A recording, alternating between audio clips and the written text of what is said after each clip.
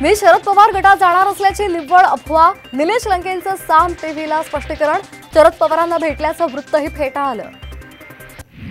दिल्लीतली महायुतीची बैठक रद्द, जागा वाटपाचा निर्णय पुन्हा लांबणीवर।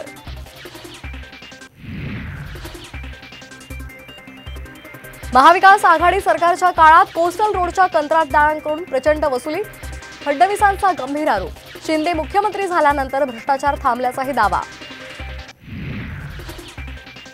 बारामती अॅग्रो प्रकरणी रोहित पवारांवर अटकेची कारवाई होऊ शकते, शरद पवारांनी व्यक्त केली चिंता।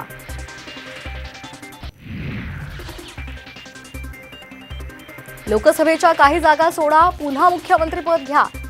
एकनाथ शिंदेंना मोठी ऑफर, भाजप पुन्हा त्यागाच्या तयारीत असल्याची सूत्रांची साम टीव्हीला माहिती। वरळी ते मरीन ड्राईव्हला जोडणाऱ्या कोस्टल रोडचं मुख्यमंत्री एकनाथ शिंदेंच्या हस्ते उद्घाटन। उद्यापासून वाहतुकीसाठी खुला होणार, कार्यक्रमाकडे आदित्य ठाकरेंची पाठ।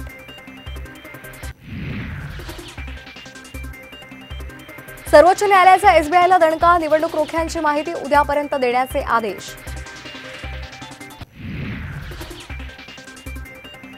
पाच वर्षांचा वनवास खूप झाला, आता वनवास नको। लोकसभा निवडणुकीच्या पार्श्वभूमीवर भाजपच्या नेत्या पंकजा मुंडेंचं सूचक विधान।